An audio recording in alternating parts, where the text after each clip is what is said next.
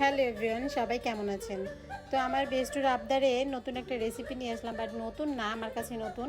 এটা আমি ফার্স্ট রান্না করছি অ্যান্ড কীভাবে রান্না করলাম সেটা প্রসেসিংটা দেখিয়ে দিচ্ছি। তো দেন হচ্ছে আমি ফার্স্ট অফ অল নুডলসটা সিদ্ধ করে নেব। আমি এখানে পুরো 8 প্যাকেট নুডলস নিয়েছি, পুরো একটা ফ্যামিলি প্যাক। দেন হচ্ছে আমি আগে সসটা রেডি করব। এখানে টমেটো সস নিয়ে নিলাম, প্রায় অনেকগুলোই ছিল। অ্যান্ড হচ্ছে এখানে সয়া সস অ্যাড করছি, চিনি অ্যাড করছি, করে এটা ভালো করে মিক্স করে এক সাইডে রেখে দিছি। হ্যাঁ, ফার্স্টে আমি কিন্তু মরিচটা, শুকনা মরিচের চিলি ফ্লেক্স করে নিয়েছি। তো নেওয়ার পরে আমি কড়াইতে তেল দিয়ে, যে আমার এক হাতে চিলি ফ্লেক্স, এক হাতে নুডলসের মশলা। দেন হচ্ছে আমি কড়াইতে রসুন কুচি দিয়ে ভালো করে এটাকে লাল লাল করে দিয়েছি। তারপর এর মধ্যে দিয়ে দিব সেই বানিয়ে রেখেছিলাম যে সসটা, সেটা।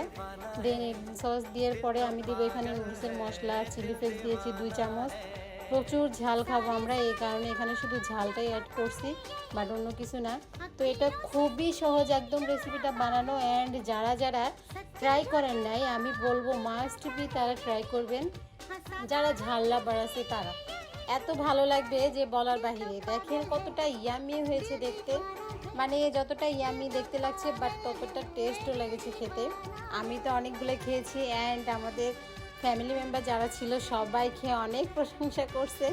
কেউ চাইলে এটা একা একা খেতে পারবে না, এটা আই এম শিওর।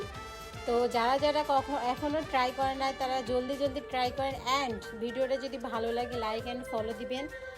বাট দেখেন কি পরিমাণ এটা ঝাল হয়েছে, যে আমি তো ইয়ামি ইয়ামি করছি বাট অনেক ঝাল, অনেক, মানে এত পরিমাণ ঝাল যে বলার বাইরে। যারা ঝাল লাভার আছেন আমার মতো তারা খেতে পারবেন, কোনো সমস্যা নেই। তো আজকে ভিডিওটা এই পর্যন্তই। সবাই ভালো থাকবেন, সুস্থ থাকবেন, আল্লাহ হাফেজ।